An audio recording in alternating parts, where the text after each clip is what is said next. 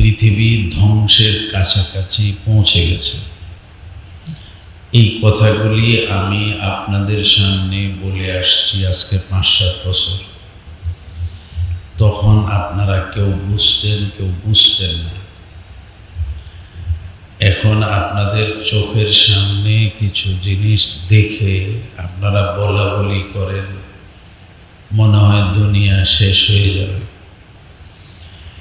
কি দেখেছেন? দেখেছেন মিডল ইস্টের মধ্যপ্রাচ্যে কিছু যুদ্ধ চলছে। এটা একেবারেই সাময়িক মাত্র শুরু। এটা ধ্বংসলীলা আছে অনেক ভয়ঙ্কর। মানে পৃথিবীর মানুষ আমরা কত বোকা হয়েছি। হিংসা, পরশ্রী কাতরতা আমাদেরকে কোথায় নিয়ে যাচ্ছে দেখেন।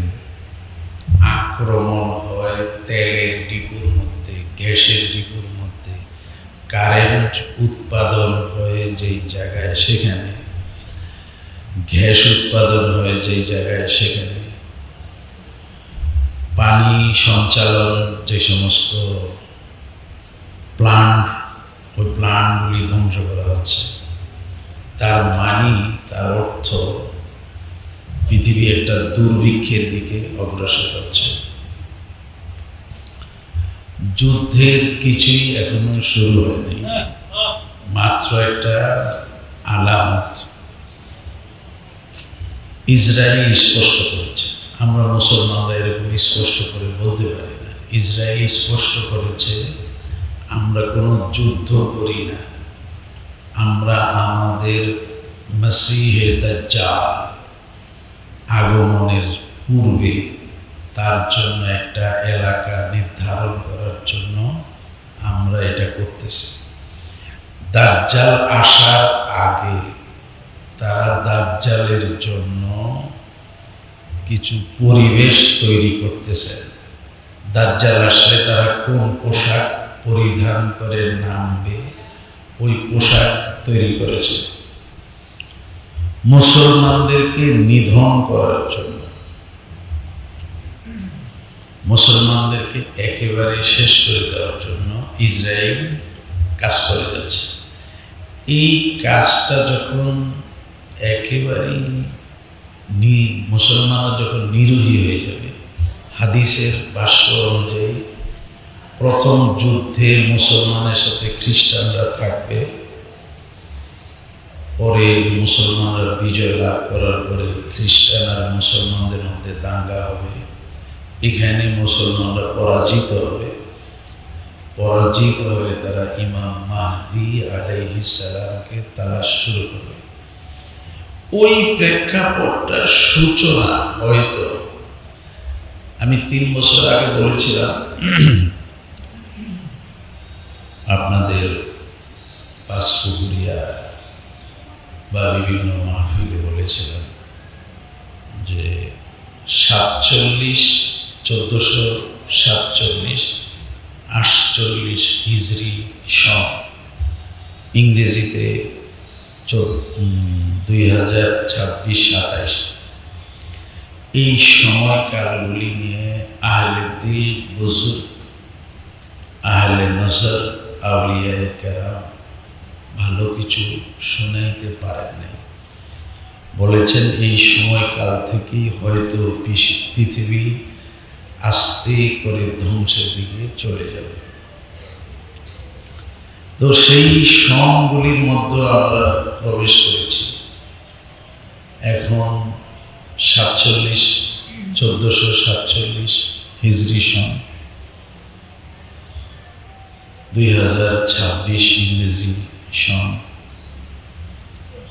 এটা শুরু হওয়ার সাথে সাথেই পৃথিবীতে হত্যাযজ্ঞ, যুদ্ধ বিগ্রহ শুরু হয়েছে। আচ্ছা, এরকম একটা পরিস্থিতিতে আমরা এখনো মাদ্রাসায় দিনী পরিবেশে, এটা যে কি বড় নেয়ামত।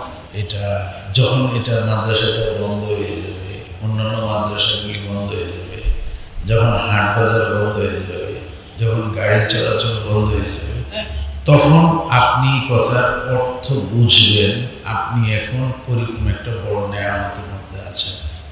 এই জন্য শুকর আদায় করি আলহামদুলিল্লাহ। মোহতারাম, মুসলমানের কাছে আল্লাহ সব সম্পদ দিয়ে দিয়েছিলেন, কিন্তু আমরা মুসলমানরা একটু নাশুকরি করেছি। আমাদের তেল, আমাদের গ্যাস ওরা নিয়ে সব রিজার্ভ করেছে। রিজার্ভ করে বছরকে বছর চলার মতো ক্যাপাসিটি রেখে এখন আমাদের তেলের কূপগুলি নষ্ট করে দিচ্ছে। এটা কেউ বুঝতেছে না যে হরমুজ প্রণালী দিয়ে তেলবাহী জাহাজ না গেলে আমেরিকা রাশিয়ার সমস্যা নেই, চীনের সমস্যা নেই। এদের বহু বছরের তেল তারা আমাদের থেকে নিয়ে রিজার্ভ করে রেখেছে। আরেকটা সুসংবাদ আছে আপনাদের জন্য, তেল যদি নষ্ট করে ফেলে তো পৃথিবী একটা বড় ধাক্কা খাবে, ঠিক আছে, কিন্তু সূর্যের আলোতে আপনি কাজটা সারতে পারেন। এই নিয়ামতটাও আল্লাহ পৃথিবীর বিজাতিকে দেন নাই। এই সূর্যের আলো এটাও মুসলমানের দেশে সবচেয়ে বেশি, বলেন আলহামদুলিল্লাহ। এটা আবার বুঝতেন না আপনারা যদি পৃথিবীর অন্যান্য দেশের হিসাব জানেন, পৃথিবীর বহু দেশে সূর্যের আলো নাই, সূর্য আছে আলো নাই। সূর্যের আলো থেকে যে তাপ সংগ্রহ করে গাড়ি চালানো যায়, সূর্যের আলো থেকে তাপ সংগ্রহ করে যে বিদ্যুৎ চালানো যায়, এটাও মুসলমানের দেশে আছে, অন্য দেশে নেই। কিন্তু এই শক্তিটাও মুসলমান নিতে পারবে না, এই শক্তিটাও নিতে পারেনি। আপনার মোটর চলে না, সেলু চলে না, কেন চলে না? তেল নেই। আরে তেল নাই তো তুমি সূর্য থেকে শক্তি নাও, সূর্যের শক্তি দিয়ে মোটর চালাও, এটা করো না কেন? এটাতে তো কোনো খরচ নেই। বিদ্যুৎ যদি যুদ্ধ সামনে আর কিছুদিন যায়, আপনারা বিদ্যুৎ হয়তো পাবেন না, কারণ বিদ্যুৎ চালাইতে হলে কারেন্ট লাগবে, তেল লাগবে। তেল ছাড়া বিদ্যুৎ উৎপাদন হবে না। আপনাদের বাংলাদেশে তো 30% তেল তৈরি হয়। যদি এই দেশের জমিনের নিচে গ্যাস না থাকতো, তাহলে এতদিনে রাস্তায় আপনি কোনো গাড়ি দেখতেন না, গাড়ি সব বন্ধ হয়ে যেত। এই গ্যাস থাকাতে আপনারা এখনো যাতায়াত করতে পারতেছেন। তো সব পরিস্থিতিতে আপনি নিয়ামতের শুকর যদি আদায় করেন, দোয়া যদি করেন, মুমিনের বড় এক সম্পদ দোয়া। সব কিছু নাই কিন্তু দোয়া তো আছে। দোয়া দিয়ে আপনি পানির গতি পরিবর্তন করতে পারেন, আকাশের সূর্যের রাওয়া দামাকে এলোমেলো করে দিতে পারেন, দিনকে বড় করে দিতে পারেন, রাতকে ছোট করে দিতে পারেন। দুনিয়ার মহাশক্তি আপনার কাছে পরাজিত যদি আপনি দোয়া করতে পারেন। আর দোয়া সিলাহুল মুমিনিন, মুমিনের বড় এক সম্পদ হলো দোয়া। এই মুমিনের অস্ত্রই হলো দোয়া। আপনি এখান থেকে দোয়া করেন, মিডল ইস্টে যে যুদ্ধ চলছে, আল্লাহ কোনো একটা উপায়ে আপনি যুদ্ধটা বন্ধের ব্যবস্থা করে দেন। তো এটাও তো আমি পারি না করতে, এটাও তো বলতে পারি না। দোয়া তো একটা শক্তিশালী জিনিস।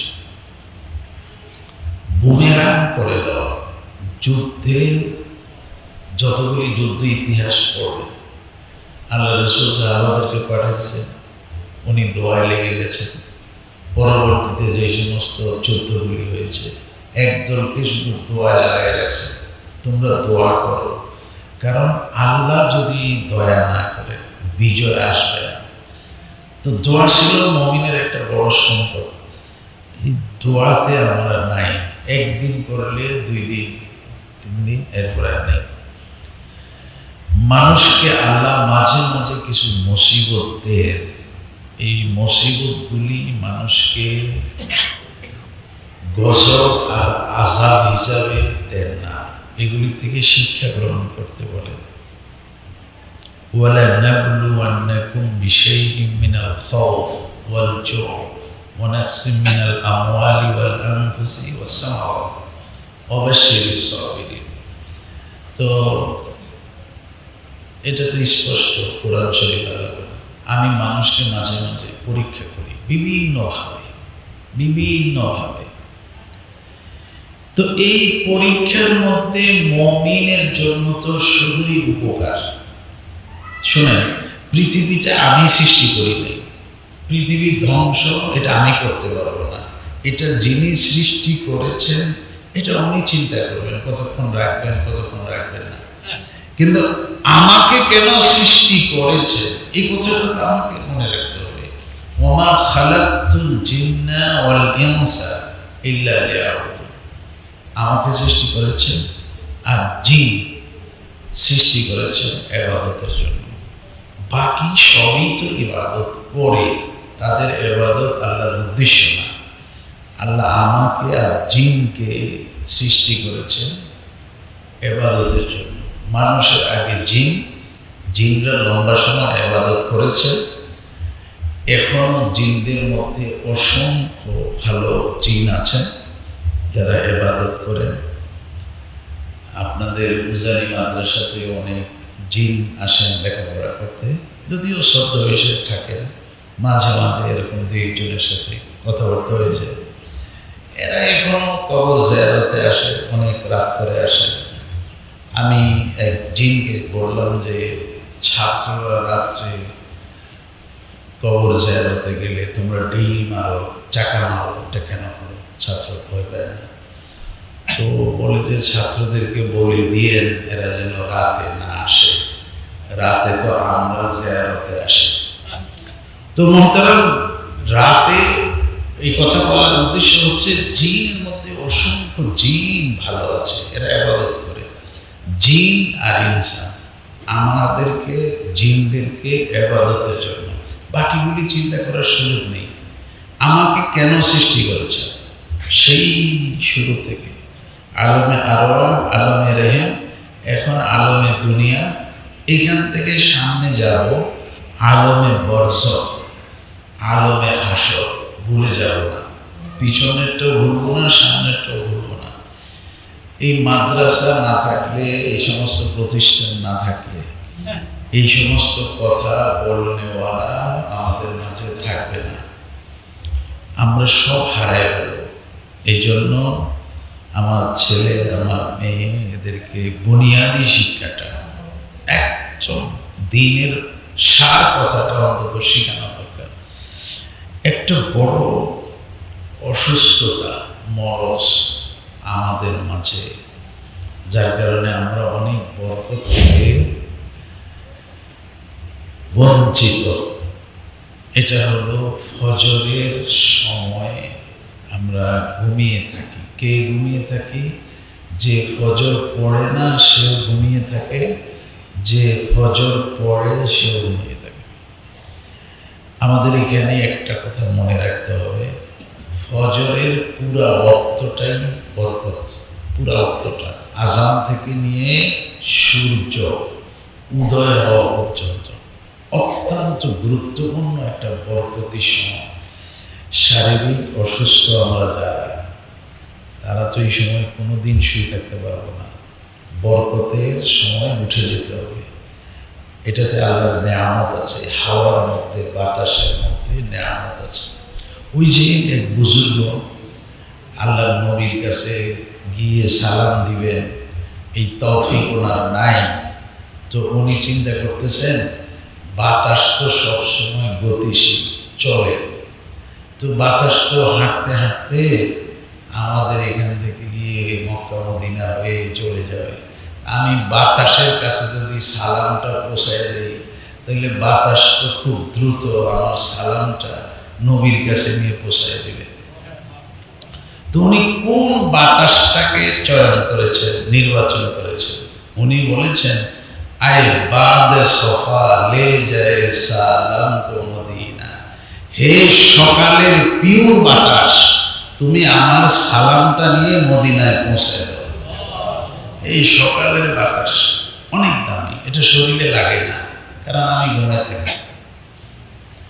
মানুষ কি পরিমাণ অলস হয়েছে, এই অনেক রাত করে ঘুমাবে আর সকালে তো উঠবে না। ভাই, এটা বড় সংসারের জন্য, ছেলে মেয়ের জন্য, পরিবারের জন্য বড় অশনি সংকেত, বড় বাজে দুঃসংবাদ। এই সকালের সময়টা পারবেন না। দেখেন, সবচেয়ে কম নামাজ হচ্ছে ফজর, মাত্র 4 রাকাত। এই 4 রাকাত নামাজের মধ্যে 2 রাকাত হলো সুন্নতে মুআক্কাদা, যেটা ওয়াজিবের কাছাকাছি। অন্য সুন্নতের ব্যাপারে এত শক্ত না শরীয়ত। ফজরের সুন্নতের ব্যাপারে যত শক্ত বলেছে, যে কোনো অবস্থায় এই 2 রাকাত সুন্নত আপনাকে পড়তেই হবে। আপনি মসজিদে গেলে যদি দেখেন জামাত শুরু হয়ে যায়, তো যোহর, আসর, মাগরিব, এশা আপনি অন্য কোনো নামাজ পড়তে পারবেন না, সরাসরি জামাতে শরীক হতে হবে। কিন্তু ফজরের সুন্নতের ব্যাপারে বলা হয়েছে আগে 2 রাকাত পড়ো, তারপরে জামাতে শরীক হও। যদি তুমি ইমাম সাহেবকে একেবারে তাশাহুদে গিয়ে ধরার সম্ভাবনা থাকে, তাহলেও 2 রাকাত পড়ো, তারপরে শরীক হও। অবশ্য জামাত শুরু হলে সুন্নত পড়া নিষেধ, কিন্তু এখানে বলেছে আগে সুন্নত পড়ো, তারপরে জামাতে শরীক হও। তবে সুন্নত পড়ার সময় একটু খেয়াল রাখবো যে মূল মসজিদে যেন না হয়। যেখানে জামাত চলতেছে এখানে নিয়ত করব না, মসজিদের বারান্দায় ইমাম সাহেবের রুমে কোনো খামে ওয়ালের পিছনে, কারণ জামাত চললে অন্য নামাজ নিয়ত করা কঠিন, এজন্য একটু দূরে সরে যাব। সবচেয়ে ভালো হয় ফজরের 2 রাকাত ঘরে পড়ে তারপরে মসজিদে রওনা করব। নবী মুহাম্মদুর রাসূলুল্লাহ সাল্লাল্লাহু আলাইহি ওয়াসাল্লাম ফজরের 2 রাকাত ঘরে রুমে ওনার হুজরায় আদায় করে যখন মসজিদের দিকে যেতেন, তখন বলতেন, আল্লাহুম্মা ইজআল ফি কলবি নূরা ওয়া ফি লিসানি নূরা ওয়া ফি সামি'i নূরা ওয়া ফি বাসিরি নূরা ওয়াজআল মিন ইয়ামানি নূরা শিমালি নূরা আমামি নূরা খালফি নূরা ফাওকি নূরা তাহতি নূরা আল্লাহুম্মা আতিনি নূরা।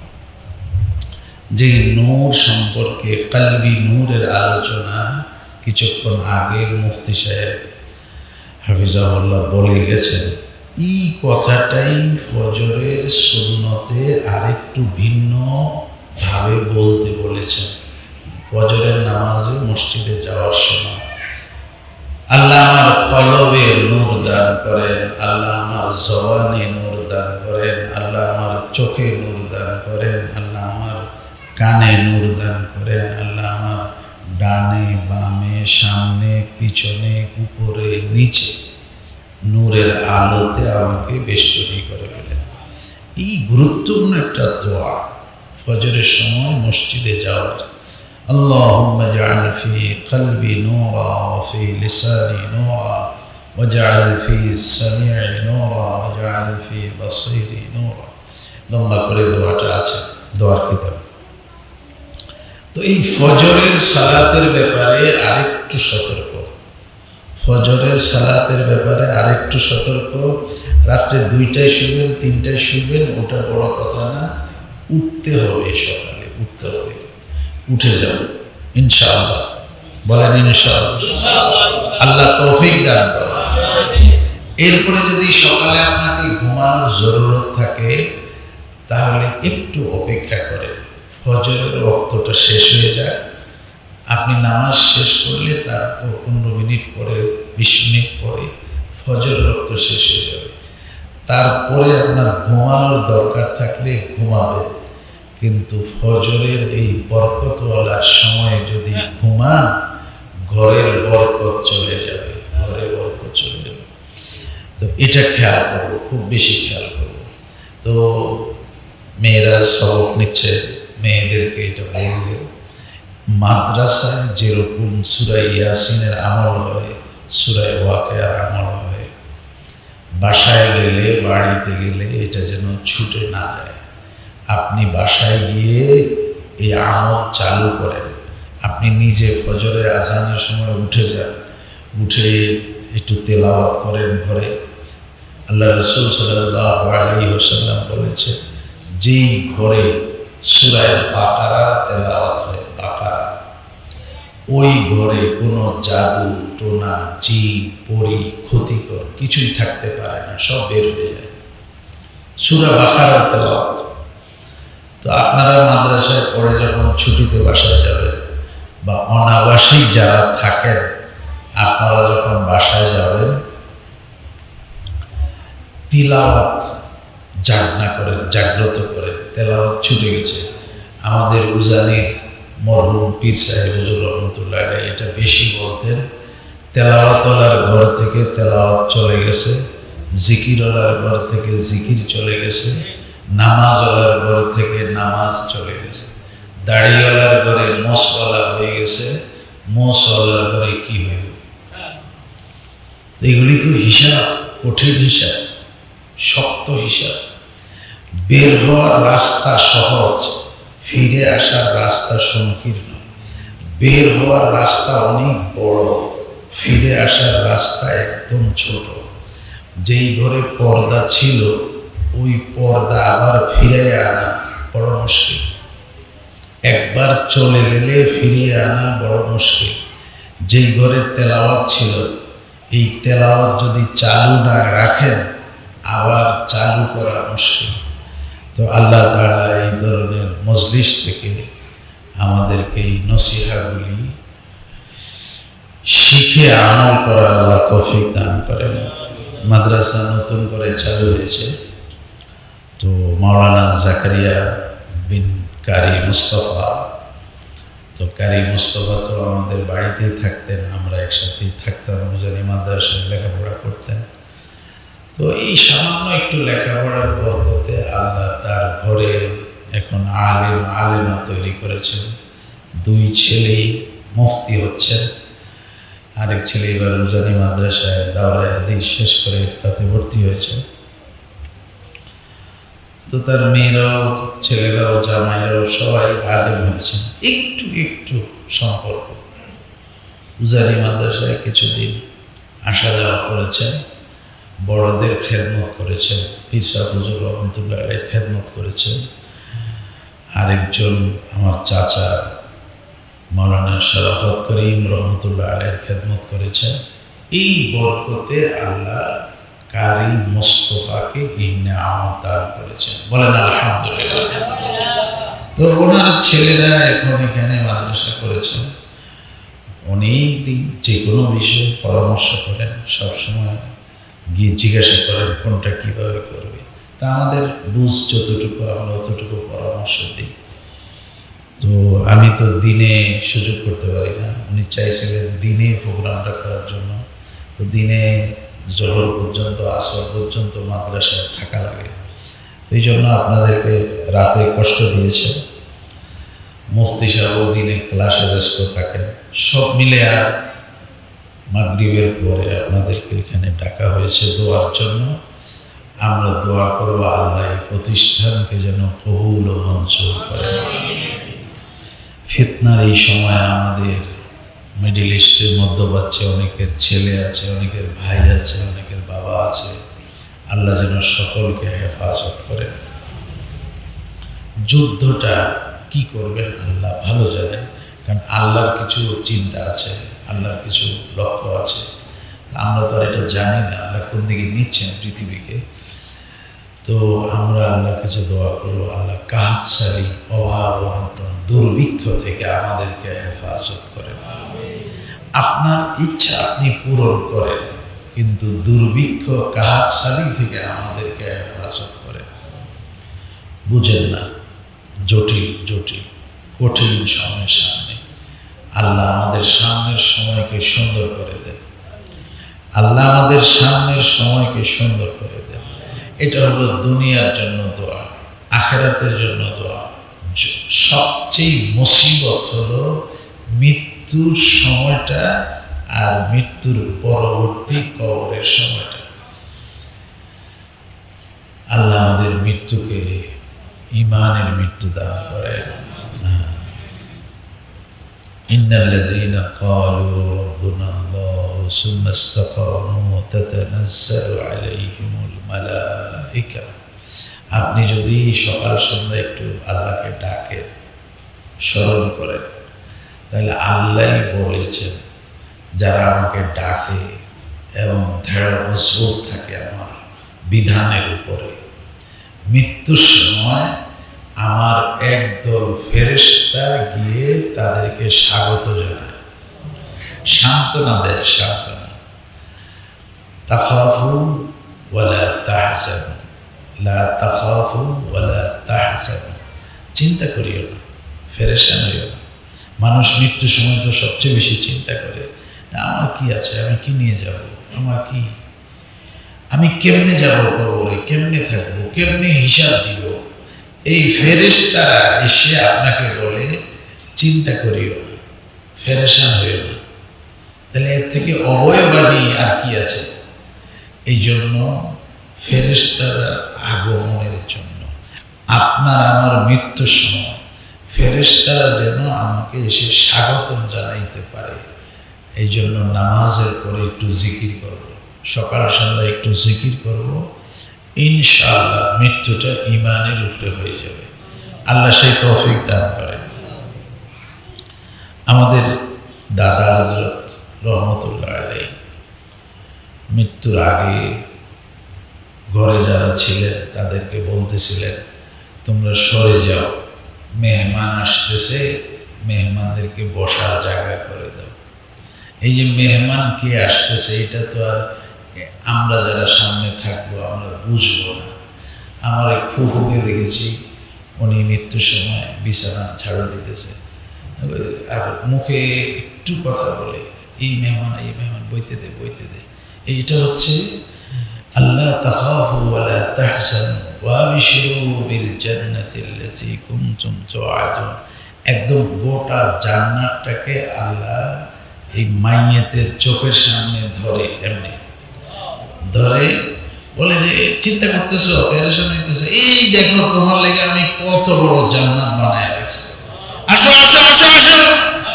এই আপনাকে আসো আসো বলে ওদিকে আজরাইল রূহ নিয়ে যায়, কোনো কষ্ট নেই। তো এই জন্য এই নিয়ামত হাসিলের জন্য সকালে সন্ধ্যায় ঘরে তেলাওয়াত চালু করো, তেলাওয়াত জিকির। আল্লাহ তৌফিক দান করেন। যারা পড়তে আসছেন আল্লাহ তাদেরকে আলেমা হওয়ার তৌফিক দান করেন। হুজুর আসেন, কথা আছে।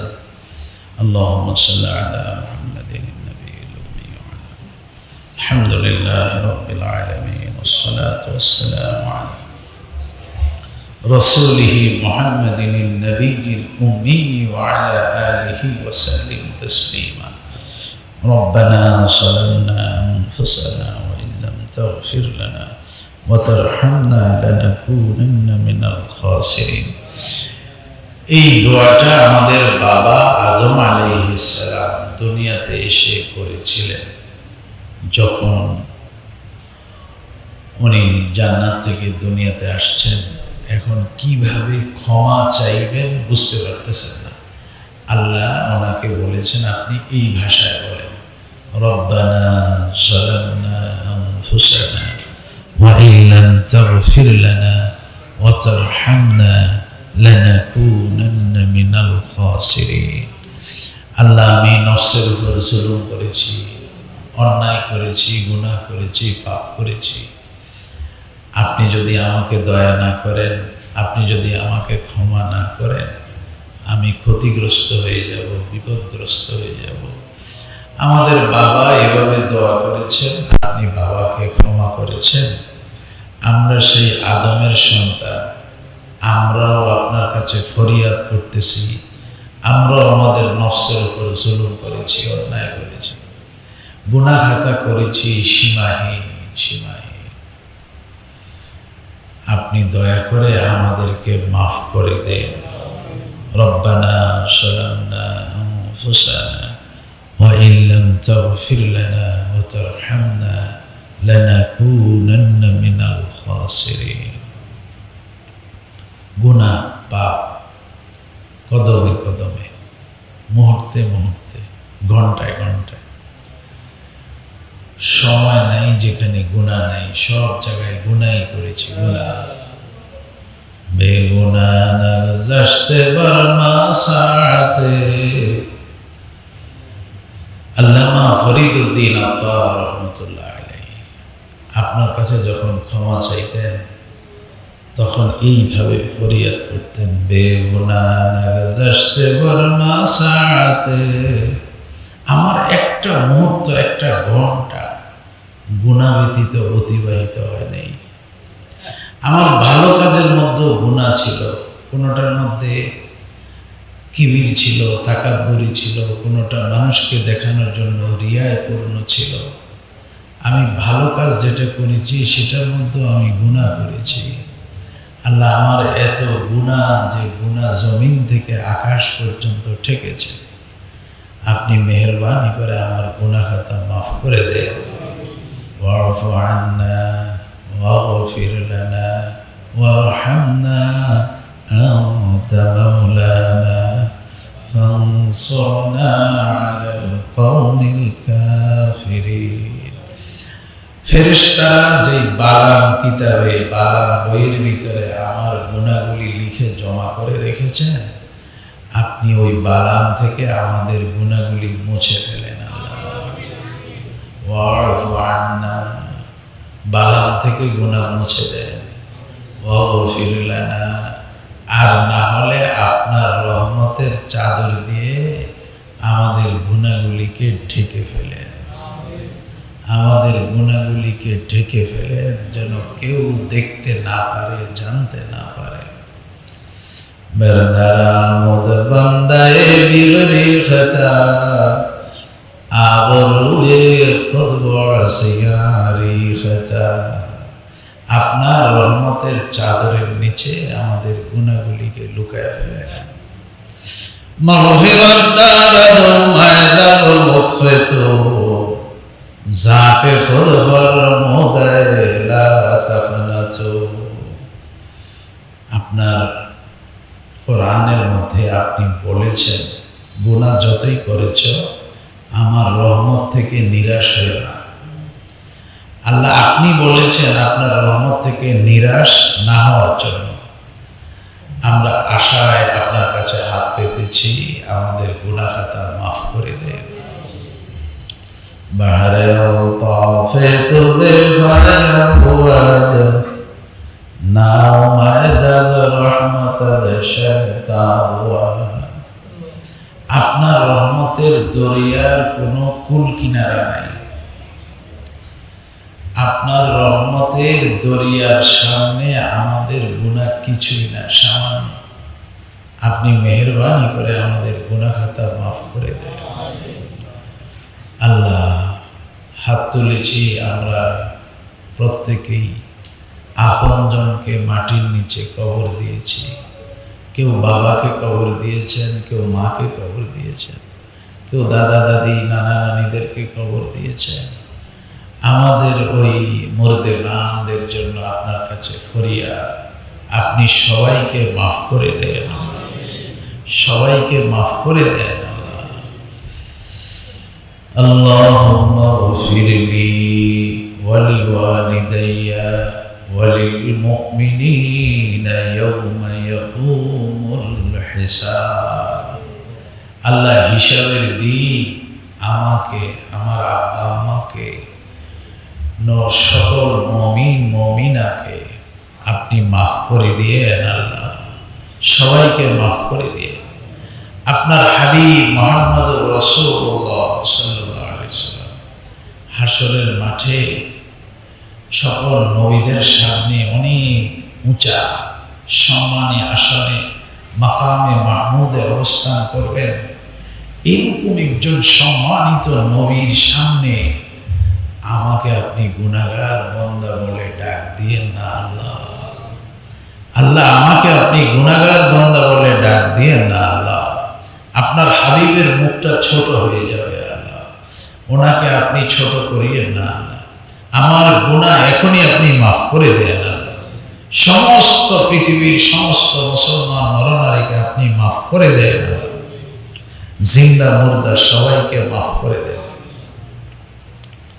আমাদের মধ্যে আমরা এখানে অনেকে অসুস্থ আছি, আমাদের বাড়িতে অনেকে অসুস্থ আছেন, হাসপাতালে অনেকে অসুস্থ আছেন।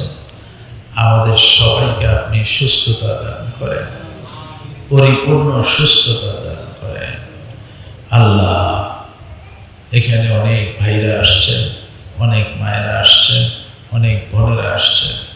আল্লাহ আমাদেরকে ওয়াক্ত মতো সময় মতো নামাজগুলো আদায় করার তৌফিক দান করেন, সময় মতো নামাজগুলো আদায় করার তৌফিক দান করেন। আমাদের ছেলে মেয়ে, আত্মীয় স্বজন, স্ত্রী পরিজন, মা বাবা, ভাই বেরাদার সবাইকে নামাজি বানায় দেন, সবাইকে নামাজি বানায় দেন। ব্যবসায়ী ভাইরা আসছেন, ব্যবসাতে বরকত দান করেন, চাকরিতে বরকত দান করেন, খেতে খামারে বরকত দান করেন। কোটি কোটি টাকার ফসল জমিনে লাগানো হয়েছে, আল্লাহ এই ফসলকে আপনি হেফাজত করেন, এই ফসল ঘরে তোলার ব্যবস্থা করে দিয়ে আল্লাহ। পৃথিবীতে দুর্ভিক্ষের পদধ্বনি শোনা যাচ্ছে, আল্লাহ আপনি দুর্ভিক্ষ থেকে আমাদেরকে হেফাজত করিয়ে আল্লাহ। আমাদের অনেকের ভাই, অনেকের ছেলে, অনেকের বাবা, অনেকের আত্মীয় স্বজন প্রবাসে আছেন, আল্লাহ আপনি তাদেরকে হেফাজতে রাখেন, আল্লাহ আপনি তাদেরকে সুস্থ রাখেন।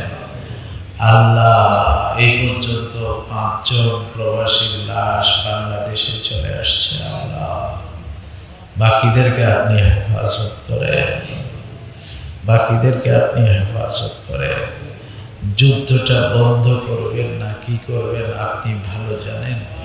বাকি মুসলমানদেরকে ইজ্জত দান করে, সম্মান দান করে, মুসলমানদেরকে জয়যুক্ত করে। ইয়াহুদি এটা অভিশপ্ত জাতি, এই ইয়াহুদি জাতিকে আপনি ধ্বংস করে দেন, ইয়াহুদি জাতিকে আপনি ধ্বংস করে দেন আল্লাহ। খ্রিস্টান, হিন্দু, বৌদ্ধ সবাইকে হেদায়েত নসিব করেন। আমাদের মধ্যে আমরা ছেলে মেয়ের বাবা হয়েছি, মা হয়েছি যারা, আমাদের সন্তানদেরকে কোরআনে আজিম শিক্ষা দেওয়ার, ইলমে দ্বীন শিক্ষা দেওয়ার তৌফিক দান করেন। যারা পড়তে আসছেন তাদেরকে দ্রুততার সাথে সবক মুখস্থ করার তৌফিক দান করেন আল্লাহ। আলেম আলেমা হওয়ার তৌফিক দান করেন আল্লাহ। আপনার পছন্দনীয় আলেম আলেমা হওয়ার তৌফিক দান করেন আল্লাহ। মাদ্রাসাগুলিকে, যত মাদ্রাসা আছে সব মাদ্রাসাকে আপনি কবুল ও মঞ্জুর করেন। বিশেষ করে ফিতনা ফাসাদ থেকে মাদ্রাসাগুলিকে হেফাজত করেন। আল্লাহুম্মা ইন্না নাজআলুকা ফি নুহুরিহিম ওয়া নাউযু বিকা মিন শুরুরিহিম। ربنا آتنا في الدنيا حسنة وفي الآخرة حسنة وقنا عذاب النار. اللهم إنا نسألك من خير ما سألك منه نبيك محمد صلى الله عليه وسلم ونعوذ بك من شر ما استعاذ منه نبيك محمد صلى الله عليه وسلم وأنت المستعان وعليك البلاغ ولا حول ولا قوة إلا بالله. سبحان ربك رب العزة عما يصفون وسلام على المرسلين والحمد لله